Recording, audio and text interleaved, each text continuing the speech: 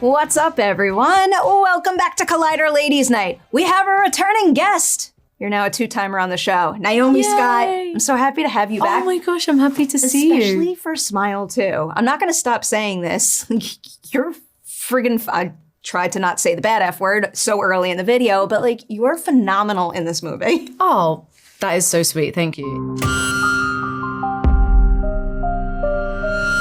So last time we spoke, we did a really good job of kind of, paving the way through your career, more from like a business standpoint and figuring out the industry. I wanted to focus a little more on acting techniques this time around. So the first thing I wanted to go back to was the fact that you chose not to study acting in like a formal school setting. So I am curious, why did that feel like the best route for you? Is there anything about learning out in the world that felt like it best suited you? Or is it more about, where the winds of the world blow you?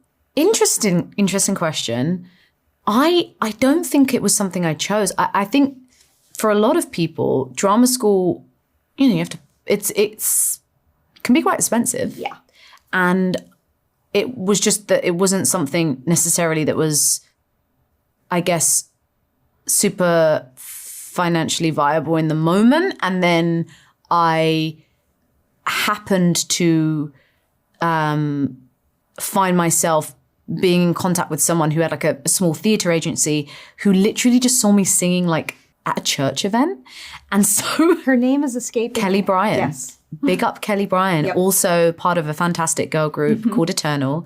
She's a dear friend of mine, my first agent, and but also just a woman of such integrity, adore her. And she taught me so much. And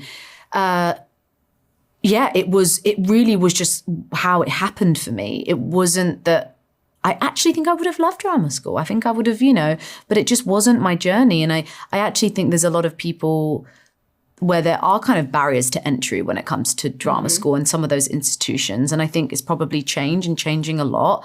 But, I'd like to think that also there's ways in which we can, kind of take down some of those barriers for young people who actually want to pursue it. Oh, without a doubt. That needs to happen. But I always love asking about it because sometimes going that route is right for some and it's not for others. Right. And everything is totally fine. I agree. I think not holding anything too tightly in terms of one specific way of doing something. And there's not to say that there isn't merit. I do believe that drama school is where a lot of people find their communities, their creative communities, their creative collaborators. And I think all of that is so great. And as I said, I think I probably would have loved it. But it's not to say that it's the only way. Yes. But I do think it is a really great way to it's more about practice and the practice of being vulnerable and collaboration than it is that there's any one specific technique that you're going to learn that's going to make you great. It's actually more I think it's more the community and the environment of it that I think is actually really important. Yeah. That's what I'd say. No, that's so true. But there are many other ways to learn out there. So as someone who didn't go the drama school path, can you isolate a place or maybe a person you learned from that might surprise people out there? Something where you could point them in a direction to learn where someone might not expect that that's an environment they could gain from? Ooh. I really think watching and observing is like a huge advantage. I think my advantage was just that I was on set early, so I was able to watch other people more experienced than me. So surrounding yourself and listening and asking and being curious to people who have experience and watching is like sometimes your best teacher, to be honest. I think I was lucky to just be around people who were great and consummate professionals and watching how they kind of took responsibility for their own performance, their process.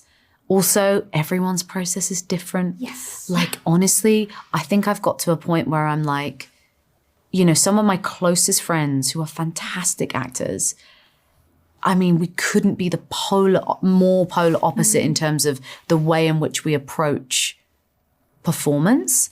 And that's great because it doesn't matter. Whatever makes you feel like you can get the performance, so long as it's not infringing on someone else's performance, which I'm not with, then I think, but definitely just observing and asking questions. Is there a way that you could be on set and like, is there a way, and by the way, talking about barriers of entry, this is another thing which I think is really important and actually why our production company that we started, which I can't remember if we spoke about when we were on the last podcast, but we started, our production company is called New Name Entertainment, and we started the New Name Fund. And it's just basically financial aid to, young people where there are kind of those barriers of entry in terms of drama school or courses like, NFTS or someone wants to be get into producing or writing or directing. Because a lot of the time it's hard to articulate what they are, but it is kind of the financial pressure of having to like juggle different things whilst trying to just purely be creative. And I think mentorship's really important as well, because like, as I said, if the advantage is listening, watching, asking questions, I would say to anyone, like anything you can do to be closer to the thing, to watch it in real time is your best friend. I'd say that's kind of, which is why we want to, and it's not because, by the way, it's not like we're not changing the world or anything. It's just if there's anything, I just know for myself, having those people to talk to and learn from is like, it's so key, and it's so helpful. And like even for example in this set, like I'm watching Rosemarie, like she's just like icon. Yeah, she's just an icon and she's just brilliant. Yeah. And I just watch and I'm like, okay. Interesting. And it's like, and also there are things that you go, oh, I might steal that. And then there are things for, sometimes you might watch someone, you might be like, that would never work for me or whatever. You form your own thing. You are stepping into one of my favorite questions to ask with that. Girl. Big old two-parter. Okay. Of everyone you have ever worked with. Yeah. Can you name an actor with a process that is very similar to your own, where the second you met, you are immediately in sync? But then I also want the opposite. Someone with a completely different approach to the work who challenged you to adapt and maybe try something new and for the better. Look at this. It's a great question. Really good question. Rosemary's definitely someone that I met and we were like, she's down to play with me. Yep. Like she's just, and she's similarly quite an instinctual actor in the sense that she loves just being present, which by the way, I think is everything. And she's always present with you. And that is fun because you discover in the moment. And I love that. Someone whose process has challenged me. Can't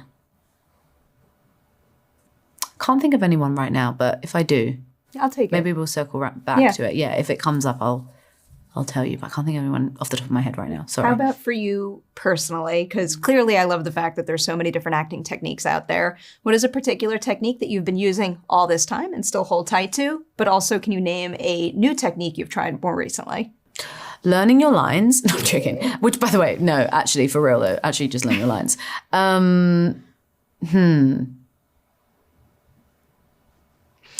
I think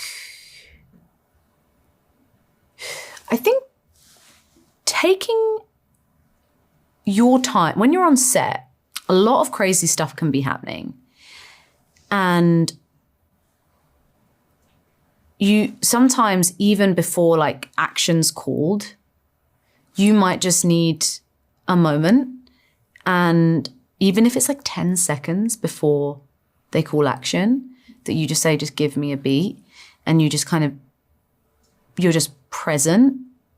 And as opposed to just like, running on everyone else's time. And I don't mean by being like, I'm going to go take half an hour to just like get into, I just mean sometimes understanding that you can control that and you can have the confidence to kind of like take your time as a performer.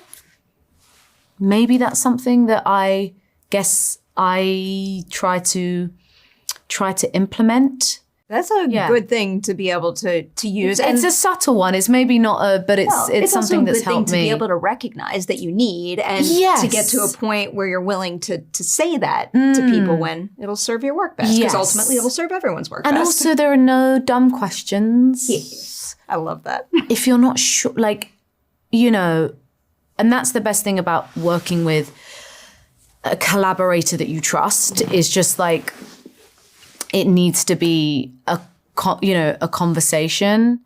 What is a seemingly silly question you had about what it takes to make a movie that you wish you had the courage to ask sooner?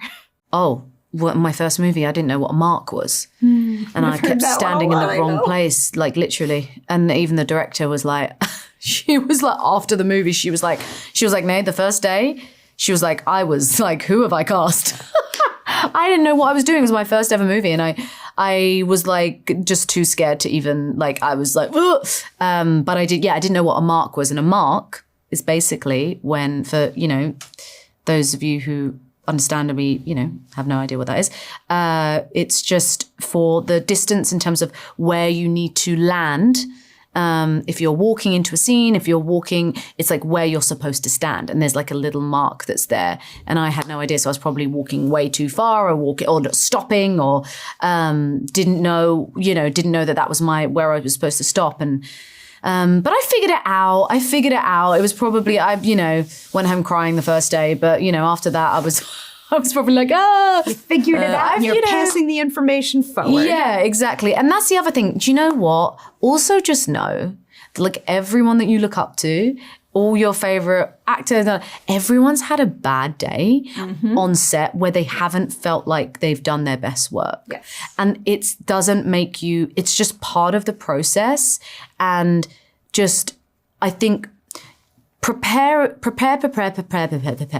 many times as you can say that. Prepare, and then you have to let it go. So it's kind of like it's the balance, right? Prepare as much as you want and as intensely as you want, but I think once you're there, then like let the preparation go, you know? I like that mentality. I'm going to squeeze in one big question before we get to Smile 2 questions, because it kind of does lean into some of the themes that the movie is exploring. I started asking this question a lot because of the movie Maxine. Have you seen that? I have yet to watch it, but it's very good. I highly recommend it. In the movie, Elizabeth Debicki plays a director, and it's like she wants to grow in the industry as a director. She gets an opportunity to direct a movie, and she thinks if the movie takes off, she's going to have a more meaningful voice in Hollywood. So for you, when you first started out, what did having a meaningful voice in Hollywood mean? And now has that definition changed for you? Do you know what's so funny is I don't think I was thinking about having a meaningful voice. I think I was just like, how do I get work? How do I get to do act in movies? Like I was a kid, I was just like, I don't know if I was I don't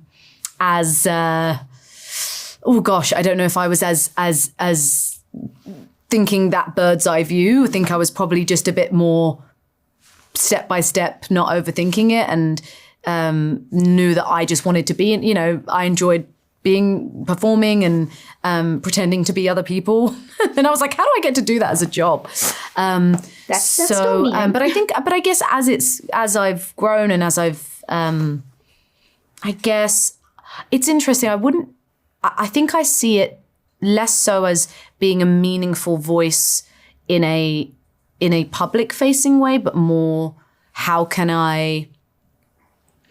I give in terms of time, energy, experience to like people in my world and other artists and young artists that I know and that I'm around, only purely because I'm not good at the other thing, not because I think it's there's not merit to it. I think some people are really fantastic at that in terms of speaking more on a platform of in that way. I think I'm just better suited, and my strengths lie maybe a little bit more behind just in terms of my world, like how can I affect, you know, the people in my world and like younger artists and actors and whoever, creatives, and how can I kind of be somewhat of a soundboard for them, especially when we were talking about the kind of barriers to entry thing. I think something that is is such a privilege is when you do have someone who's been there, done it, got the t-shirt and can kind of kick you some game. And a lot of the time with people that grow up and they don't necessarily have any kind of deep roots into the industry or they don't necessarily have that. So, and I relate to that. You kind of fend for yourself in a way it's great. It's just you have to you're figuring out things as you go. And maybe there are lessons that if someone would have just told you.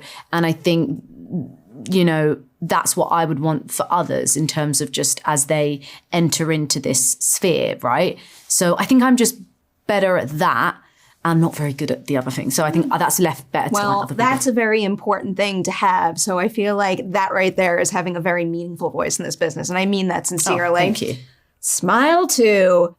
Oh my, this script, you have to take it to an 11 nonstop from beginning to end. When this material comes your way, is it a no-brainer that you have to do it? Or is there any apprehension because you have to give so much of yourself to every ounce of this movie? Zero apprehension, but the script didn't come my way. It was meeting with Parker. And so when I met with Parker, I hadn't read a script yet, but I was a fan of Parker because I'd watched the short film in 2020 during lockdown. I was there on my laptop and I watched Laura Hasn't Slept and I thought, wow, this is like really cool. Such a great concept, such great filmmaking. So then when the movie came out, I was like, oh my gosh, we got to go see this. And I just felt like I was a fan. I was just like his filmmaking, his the way in which he uses character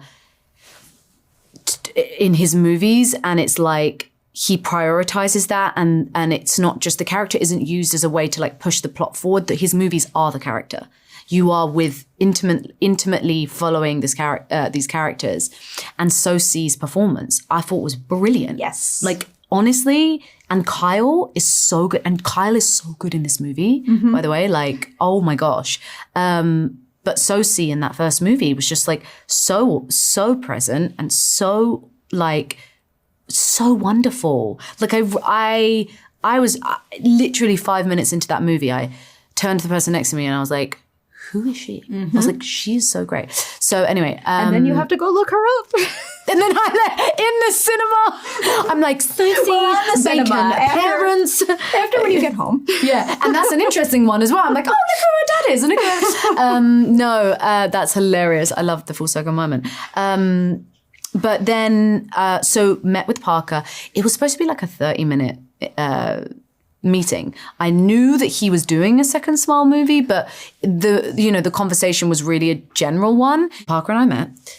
Was supposed to be, in my head, I thought this would be about a 30-minute conversation. It was 2.5 hours. And we just, I think because we're both so animated and we're both very passionate people, it was just like, ping, ping, ping, ping, ping, because he started talking about the character and I was like, wait, so she's a musician? What? Wait. Like, it was just like, and I was also working on my own project at the time. And so it was just this weird moment where it was just, and we just started, it felt like we already began to be collaborators. And that never ended. Like, it still is the case today. So it was Parker, really, just wanted to work with him. That's what really drew me to it.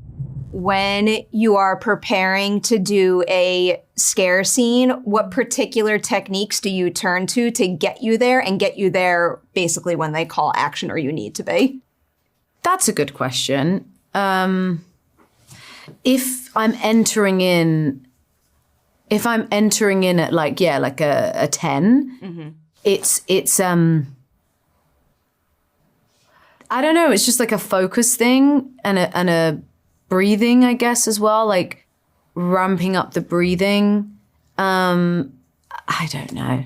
I think it goes back to the idea of before Parker calls action, I take a moment and I tell them when I'm set, especially if it's something intense. So I'll let Parker know either a nod or a this or whatever on camera, and then he'll call action, which I think somehow helps to kind of feel like you're in control of your own performance. But I don't know, I just figured out a way, a bit like an athlete, right? It's kind of that thing, but I wish I could articulate it better in terms of what's happening, but I can't. It's just, I don't know. I just focus and, you just get into the zone. That sounds so like silly, but it is. It's like you just get into the zone. You know? I mean, it can be that simple. Leading into the athletic quality of the performance, I'll go there next to focus on a couple of particular scare scenes, but I do want to ask at least one spoiler question here. So I will warn everybody, from now on, it is Smile 2 spoilers. Go see the movie, push pause on this interview, and then after you've seen the film, you can come right back and push play, and it begins here. I do want to make sure to talk about some of the bigger scare set pieces. I guess here's how I'll try to get at it. Of all of the big set pieces in this movie, which single one did you think was going to be most difficult for you? And ultimately, was it, or did a different one catch you by surprise? Aha. Yes. Yeah. I didn't realize how difficult the freezer 4 days that we did the freezer scene. And we also we did some reshoots on that too. And that was the hardest scene to shoot by far. Because also I'm doing a bit of a, Lindsay Lohan Parent Trap thing going on. It was like, we were literally like, I love, by the way, I just love that movie. I've already referenced that movie today, which is like. You brought it up during our last Ladies' Night, and I'm like, I totally get it. I just love that. It's such a classic. We had to like, I think that the hardest thing to do was when I'm in the car seat on the ceiling, I'm really having to use my own body, like my own strength to hold up my body, but which was quite painful because of the specific stunt move. But then also it's the mourning scene, like where I'm mourning the death. So it was both simultaneously incredibly physically demanding, but then I had to get up to a place emotionally that was like the height of intensity. So that was the hardest thing. Because you're kind of doing two things that are extreme in different ways, and the most extreme version of them.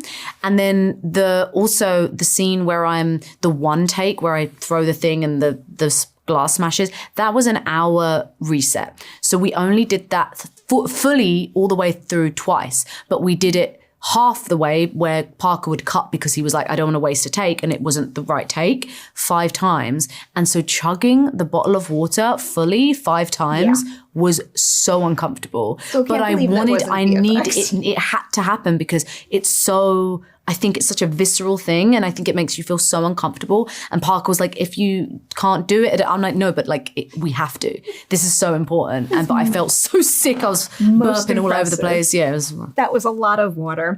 I'll end on this particular question because I thought the end sequence of the movie was absolutely phenomenal. I guess just tell me absolutely anything about what it takes from your perspective to have that encounter with the Smiler demon. Well, do you know what's funny is obviously a lot of that is not me in terms of like the actual moment. But what was tough about that was more that because I was so exhausted by that point in terms of the shoot, it was more the lights were so bright. I found it very hard to keep my eyes open because I'd been crying so it was just like a bodily thing. Actually, that was probably one of the tougher parts of it. So where I'm smiling and I want to sometimes your body just physically is like, I can't. And then it was really fun seeing the puppeteer thing of me and like my head falling off and it just being it was hilarious. Like just half my body cut off and it being this puppeteer thing. And then you had like the sweet man in the suit of the monster who was doing a brilliant job. And honestly, probably like it was so hard. But like, I think, as I said, and I think the monster and what I love about Parker, and he loves the practical effects, right? It's like, there's something so unique about his monster, and it's supposed to be kind of fantastical in a way, and like almost it's almost like reminiscent of horror of old as well, and there's something quite special about that, and unique as opposed to just doing a CGI thing. It's so effective. Such a good choice. I have a million more questions I could ask you. I'm not allowed. I'm going to say huge congratulations on Smile 2. Again, this is like next level, top tier stuff. You should be so, so proud. Come back to Ladies' Night soon. Thank you. Oh, you're so great.